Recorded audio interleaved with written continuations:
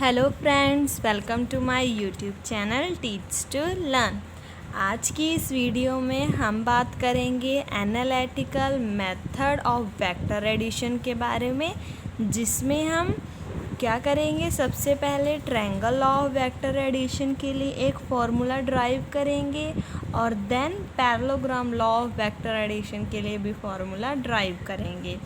तो इस वीडियो में हम सिंपल सा एक फार्मूला ड्राइव करेंगे ट्रायंगल और पैरेललोग्राम से रिलेटेड, जिससे हमें इनका मैग्नीट्यूड, जो रिजल्टेंट आया है इसका मैग्नीट्यूड और इसकी डायरेक्शन फाइंड करना इजी हो जाए, दोनों में, ट्रायंगल लॉ में भी और पैरेललोग्राम लॉ में भी। तो आइए हम शुरू करते हैं अपना टॉपिक। और हाँ, एक और बात, इस वीडियो को लास्ट तक आप लोग सभी ज़रूर देखें ताकि आपको कोई भी प्रॉब्लम ना आए। शुरू करते हैं हम सबसे पहले triangle law of vector addition से। इसमें हमने क्या किया है, हमने दो वेक्टर लिए हैं P और Q वेक्टर, और ये दो P और Q वेक्टर क्या कर रहे हैं, मैग्नीट्यूड और डायरेक्शन दोनों ही रिप्रेजेंट कर रहे हैं by the sides of AB and BC of triangle ABC। It means ये AB साइड से को P वेक्टर रिप्रेजेंट कर रहा है और BC साइड को Q वेक्टर रिप्रेजेंट कर रहा है, और ये साइड्स किसकी हैं, इस ट्रायंगल ABC की साइड्स हैं। इन्हें कैसे लिया हुआ है, सेम ऑर्डर में लिया हुआ है।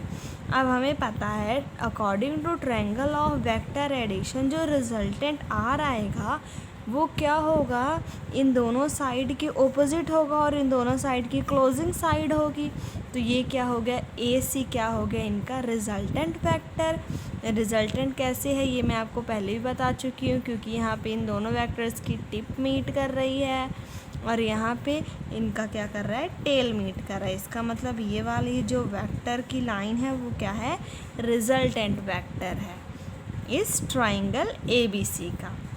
अब हम क्या करेंगे, मैग्नीट्यूड फाइंड करेंगे इस रिजल्टेंट का। उसके लिए हमने क्या किया, from point C draw CE perpendicular to AB meeting AB at point E when produced. It means हमने मैग्नीट्यूड फाइंड करना है रिजल्टेंट का। उसके लिए हमने क्या किया है, C से एक परपेंडिकुलर लाइन ड्रॉ की है CE, और जब हमने AB को आगे प्रोड्यूस किया तो ये B पॉइंट, AB लाइन इस E पॉइंट पे मीट कर रही हैं, AB meeting at point E। फिर जो CBE एंगल है उसे हमने क्या मान लिया, let CBE angle be a theta. Then from right angle triangle, फिर ये जो क्या है ये पूरी क्या बन जाएगी, राइट एंगल ट्रायंगल बन जाएगी AE और C, क्योंकि यहाँ पे एक परपेंडिकुलर हमने ड्रॉ कर दिया है। तो राइट एंगल ट्रायंगल का हमें पता है जो हाइपोटेन्यूस होता है, हाइपोटेन्यूस का स्क्वायर बेस का स्क्वायर प्लस परपेंडिकुलर के स्क्वायर के इक्वल होता है। तो वही हम यहाँ पे भी लिखेंगे। Then from right angle triangle AEC we have AC square means hypotenuse का square is equal to AE square base का square plus CE square perpendicular का स्क्वायर। और यहाँ पे जो AE है उसे हम स्प्लिट करके क्या लिख सकते हैं, AB प्लस BE। तो यहाँ पे हमने वही किया, AE को स्प्लिट करके क्या लिख दिया, AB प्लस B, और ऊपर क्या आ गया, whole square plus CE square वैसे का वैसे। अब ये क्या बन गया, A प्लस B का होल स्क्वायर, और इसका फॉर्मूला क्या होता है, A square plus B square plus 2AB। तो यही फॉर्मूला हम क्या करेंगे, यहाँ अप्लाई करेंगे। क्या आ जाएगा, AB का होल स्क्वायर प्लस BE का whole square plus 2AB means AB plus BE plus CE square वैसे का वैसे। ये किसके इक्वल आ गया, AC के स्क्वायर के।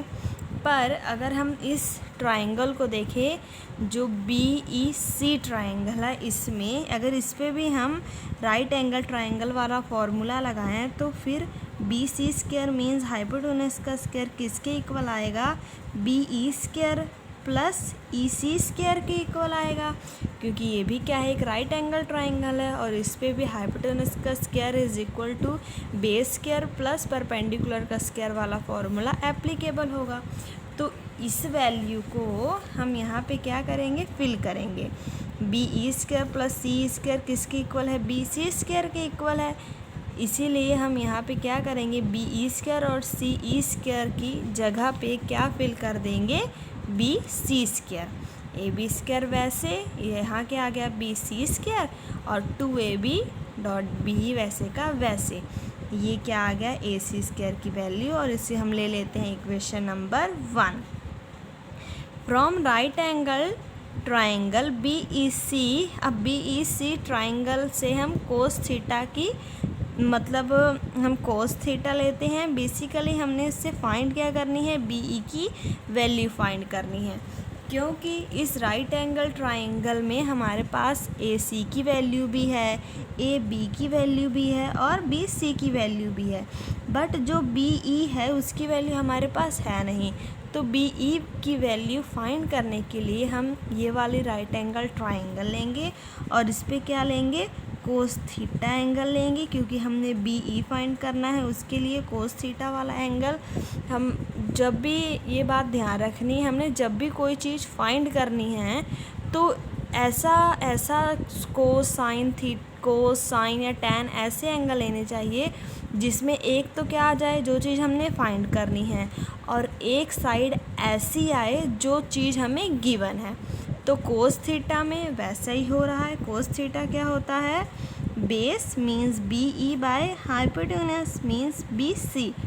अब बेस ये कैसे हुआ, क्योंकि ये एंगल है, एंगल के सामने वाला परपेंडिकुलर और उसके सामने वाला हाइपोटेन्यूस, जो रह गया वो क्या हुआ, बेस। यहाँ पे हमने अगर कोस थीटा के हिसाब से देखें तो बेस हमने फाइंड करना है और जो हाइपोटेन्यूस है वो गिवन है। तो केस थीटा हमने ऐसा एंगल चूज़ किया जिसमें एक चीज़ हमने फाइंड करनी थी और दूसरी चीज़ हमारे पास क्या है, दूसरी चीज़ की वैल्यू मौजूद है, जो कि क्या, बी सी, उसकी वैल्यू क्या है, क्यों, वेक्टर। तो यहाँ पे भी हमने वही किया, कोस थीटा की वैल्यू क्या आ गई, B E by B C. तो इससे हम बी ई की वैल्यू निकाल लेंगे, जो क्या आ गई, B E is equal to B C cos theta. तो जो हमने इक्वेशन 1 लिखी थी उसमें हम बी ई की वैल्यू फिल कर देंगे, क्या बन जाएगी, A C square is equal to A B square plus B C square plus 2ab। इधर क्या था, बी ई की जगह हमने क्या फिल कर दिया, बी सी कॉस थीटा। अब हमारे पास सभी वैल्यूज़ आ गई हैं, ए सी की वैल्यू भी है आर, ए बी की पी और बी सी की क्यू। तो हम ये सारी वैल्यूज़ क्या करेंगे, इस इक्वेशन में फिल कर देंगे। तो ये क्या बन जाएगा, आर स्क्वायर, वो किसकी वैल्यू है, ए सी की, क्या आ गया, आर स्क्वायर।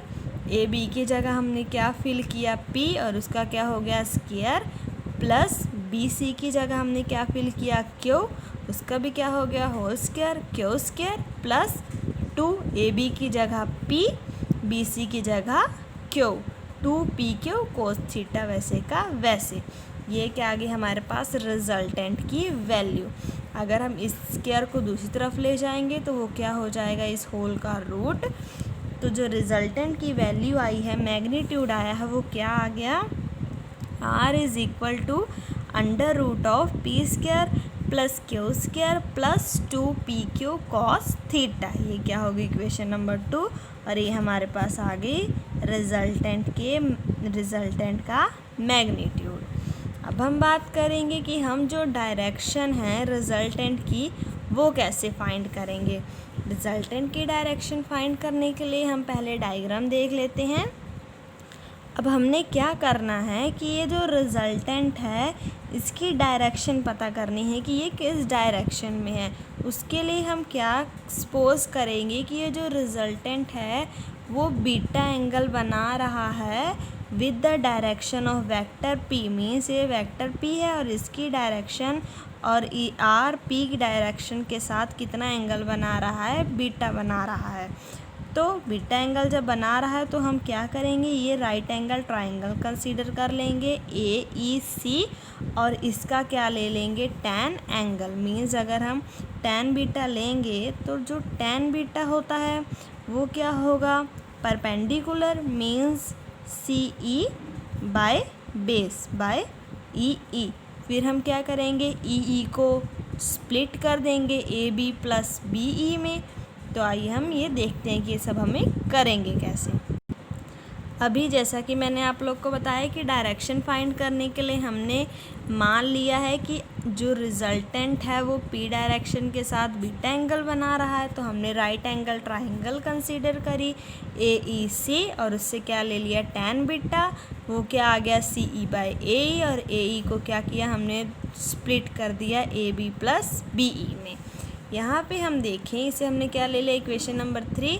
यहाँ पे अगर हम देखें तो इस जो इक्वेशन है उनमें से हमारे पास किसकी वैल्यू है, ए बी की वैल्यू क्या है, पी ए बी हमारे पास है, बी ई की हमने वैल्यू फाइंड करी, क्यों, कॉस थीटा, क्योंकि बी ई की वैल्यू क्या थी, बी सी कॉस थीटा, और बी सी क्या है, क्यों, तो इसकी वैल्यू और भी क्या आ सकती है, क्यों कॉस थीटा। तो बी ई की वैल्यू क्या आ गई, क्यों कॉस थीटा, इसकी वैल्यू भी है।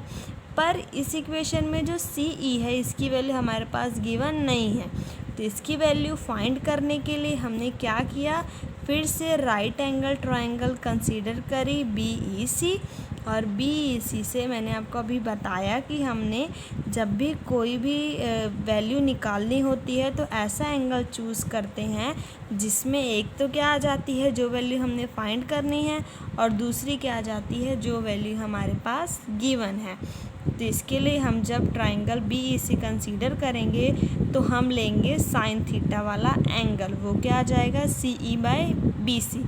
अब हम देखते हैं ये आया कैसे। हमने क्या की, ये राइट एंगल ट्राइंगल ली है, ट्राइंगल बी ई सी, बी ई सी ट्राइंगल में हमने साइन थीटा एंगल निकाला है, और साइन थीटा क्या होता है, परपेंडिकुलर बाय हाइपोटेन्यूस। यहाँ पे परपेंडिकुलर क्या है, सी, हाइपोटेन्यूस क्या है, बी सी। तो इस तरह हमारे पास क्या आई, साइन थीटा की वैल्यू, साइन थीटा की वैल्यू तो आ गई, तो इससे हम अब क्या निकाल लेते हैं, सी की वैल्यू क्या आ जाएगी, B C sine theta, B C क्या है, क्यों, तो सी की वैल्यू क्या आ गई, क्यों साइन थीटा। अब हम जब ए बी बी ई और सी इन तीनों वैल्यूज़ को इक्वेशन नंबर 3 में फिल करेंगे तो क्या बन जाएगा, इक्वेशन 3 इम्प्लाइज tan बीटा क्या हो गया, क्यों sine theta by P plus क्यों कॉस थीटा। ये क्या होगी इक्वेशन नंबर 4, और ये आ गई हमारे पास रिजल्टेंट की डायरेक्शन। अब हम बात करेंगे parallelogram law of vector addition की, और उसकी रिजल्टेंट का मैग्नीट्यूड और रिजल्टेंट की डायरेक्शन निकालेंगे। Parallelogram law of vector addition, parallelogram law of vector addition में हमने क्या किया है, P और Q वेक्टर, दो वेक्टर लिए हैं जो क्या है, एक दूसरे से इंक्लाइंड है, कितने डिग्री एंगल पे, थीटा डिग्री एंगल पे एक दूसरे से इंक्लाइंड है, और ये दोनों वेक्टर्स मैग्नीट्यूड और डायरेक्शन दोनों रिप्रेजेंट कर रहे हैं इस पैरेललोग्राम की दो साइड्स से, ए बी और ए डी। इन दोनों साइड से पी वेक्टर और क्यू वेक्टर अपनी डायरेक्शन और मैग्नीट्यूड दोनों क्या कर रहे हैं, रिप्रेजेंट कर रहे हैं।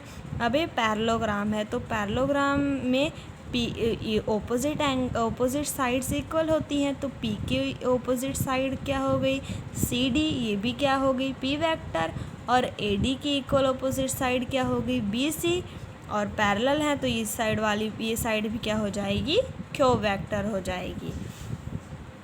अब ये क्या है, पैरेललोग्राम है, और parallelogram law of vector addition के अकॉर्डिंग हमें पता है इसका जो रिजल्टेंट होता है वो क्या होता है, इस पैरेललोग्राम का डायगोनल। इट मीन्स ये जो ए सी है इस पैरेललोग्राम का डायगोनल वो क्या है, रिजल्टेंट है इस पैरेललोग्राम का। अब इसमें भी हमने क्या करना है, पहले मैग्नीट्यूड फाइंड करना है इस रिजल्टेंट का। उसके लिए हम क्या करेंगे, सी पॉइंट से परपेंडिकुलर ड्रॉ किया है, सी ई जो कि ए बी के ऊपर परपेंडिकुलर है, और ए बी ई पॉइंट पे मीट करेगा जब हमने इसे आगे प्रोड्यूस किया। और हमने मान लिया सी बी ई के बीच का एंगल कितना है, थीटा। जब हम इसे सॉल्व करेंगे, जैसे हमने ट्रायंगल ऑफ वेक्टर एडिशन में सॉल्व किया था, तो हम क्या देखेंगे कि जो रिजल्टेंट आया है वो क्या है, बिल्कुल सिमिलर आया है जैसे ट्रायंगल ऑफ वेक्टर एडिशन में आया था रिजल्टेंट का मैग्नीट्यूड। ये ऐसा क्यों हुआ, क्योंकि अगर हम इस देखें ए सी ई ए, इस वाले ट्रायंगल को देखें तो ये किसकी तरह एक्ट कर रहा है, ट्रायंगल की तरह एक्ट कर रहा है। और ये क्या है, पी, और ये क्यू, क्योंकि ये इसकी ऑपोजिट साइड थी तो ये भी क्यू बन गया।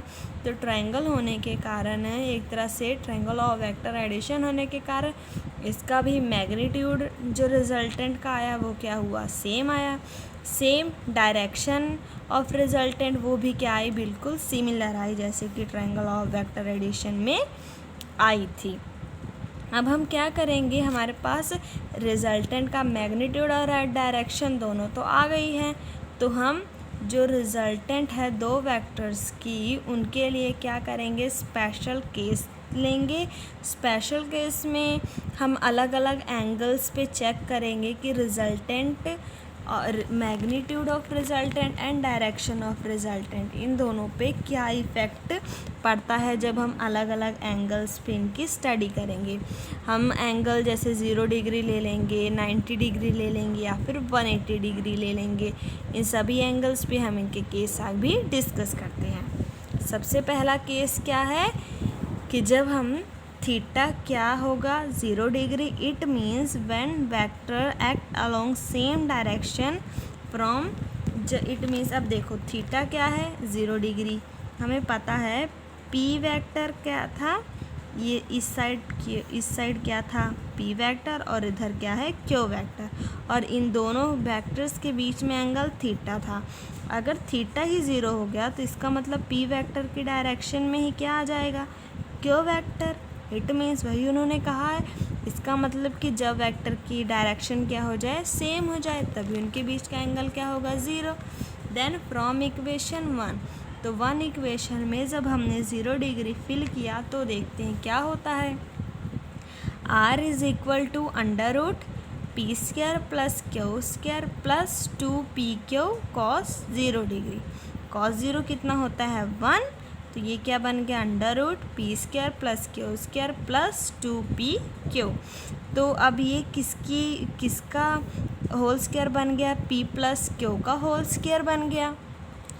तो p प्लस क्यू के होल स्क्वायर का फॉर्मूला बन गया, तो होल स्क्वायर इस अंडर रूट से कैंसिल हो जाएगा, तो रिजल्टेंट किसकी इक्वल आ गया, p प्लस क्यू के। सिमिलरली हम theta is equal to 0 degree equation number 2 जो रिजल्टेंट की डायरेक्शन आई थी उसमें भी फिल करेंगे, क्या आ जाएगा, Q sine 0 degree by P plus Q cos 0 is equal to, क्या बन गया, साइन 0 क्या होता है, 0, कॉस 0 क्या है, 1। किसी को भी 0 से मल्टीप्लाई करेंगे तो वो क्या हो जाएगा, 0 हो जाएगा। अब tan बीटा 0 कब होगा, जब बीटा क्या होगा, 0 होगा। इसका मतलब therefore when theta is equal to 0 degree the magnitude of the resultant is equal to the sum of the magnitudes of two vectors. अब जो अगर थीटा 0 है तो रिजल्टेंट का मैग्नीट्यूड किसके इक्वल आया है, ये दोनों जो वेक्टर्स थे इनके मैग्नीट्यूड के सम के इक्वल आया है, और उसकी डायरेक्शन क्या होगी, and it acts along the direction of vector p and q, और इसकी डायरेक्शन क्या होगी, p और q होगी। अभी कैसी होगी, यहाँ पे ये किसकी डायरेक्शन थी, p की, और इधर क्या था, q था। अगर p और q इन दोनों के बीच का एंगल थीटा 0 हो जाएगा तो q वेक्टर भी इसी डायरेक्शन में एक्ट करने लग जाएगा। और बीटा क्या था, रिजल्टेंट, और इस p इन दोनों के बीच का क्या था, एंगल था। पर अब बीटा भी 0 हो गया, इसका मतलब r की भी डायरेक्शन क्या हो गई, इसी डायरेक्शन में हो गया। तो इन शॉर्ट ये क्या कहना चाह रहा है कि जो रिजल्टेंट है उसकी डायरेक्शन भी किस साइड हो गई, इस साइड होगी, act along the direction of vector p and q, क्योंकि पी वेक्टर की भी डायरेक्शन इस साइड थी और क्यू वेक्टर की भी डायरेक्शन इस साइड थी। जब बीटा आ गया तो जो रिजल्टेंट है उसकी भी डायरेक्शन क्या हो गई, पी और क्यू की डायरेक्शन के अलोंग हो गई। सेकंड केस है when theta is equal to 90 degree, that is when the two vectors act at 90 degree right angle। इसका मतलब ये केस क्या है कि जब P और Q वेक्टर दोनों क्या है एक दूसरे के राइट एंगल पे हैं तो क्या होगा, तो हम जब इक्वेशन नंबर 1 में 90 डिग्री फिल करेंगे, P square plus Q square plus 2pq cos 90, cos 90 क्या होता है 0, तो जो रिजल्टेंट रह गया वो क्या रह गया, under root of P square plus Q square. Equation number 2 में मीन्स डायरेक्शन में फिल करेंगे, Q sine 90 by P plus Q cos 90, sine 90 क्या है 1, कोस 90 क्या है 0, तो क्यू क्या हो जाएगा 0 हो जाएगा और tan बीटा क्या रह गया क्यू बाय पी। यह आ गया केस जब थीटा क्या होगा 90 डिग्री होगा।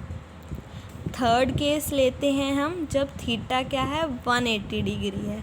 इसका मतलब जो दो वेक्टर्स हैं वो ऑपोजिट डायरेक्शन में एक्ट कर रहे हैं। इट मीन्स अगर पी वेक्टर क्या है इस डायरेक्शन में एक्ट कर रहा है तो क्यू वेक्टर इसके ऑपोजिट डायरेक्शन में मीन्स 180 डिग्री ऑपोजिट एक्ट कर रहा है। तो जब हम इक्वेशन नंबर 1 में थीटा 180 फिल करेंगे तो क्या होगा, under root P square plus Q square plus 2pq cos 180, cos 180 क्या होता है -1, ये माइनस क्या आ गया बाहर, तो ये किसका फॉर्मूला बन गया p माइनस क्यू के होल स्क्वायर का। स्क्वायर से अंडर रूट कैंसिल हो जाएगा और r किसके इक्वल आ जाएगा p माइनस क्यू, और इसे हम q माइनस पी का भी होल स्क्वायर कह सकते हैं क्योंकि ये दोनों तो क्या है पॉजिटिव ही हैं। इसे हम चाहे ऐसे भी लिख सकते हैं under root of Q square plus P square minus 2pq, तो ये क्या हो गया under root of Q minus P का भी होल स्क्वायर हो सकता है, तो रिजल्टेंट क्या है क्यू माइनस पी भी आ सकता है। फिर हम इसे इक्वेशन नंबर 2 में जब फिल करेंगे तो tan बीटा किसके इक्वल आ जाएगा Q sine 180 by P plus Q cos 180। Sine 180 क्या होता है साइन पाई 2 पाई n पाई सभी क्या होते हैं 0 होते हैं, तो ये क्या आ गया 0, और कोस 180 क्या होता है -1, और हमने इसे 0 से मल्टीप्लाई किया तो वो क्या हो जाएगा 0 हो जाएगा। और बीटा tan बीटा 0 कब होगा, जब बीटा क्या हो 0 या फिर 180।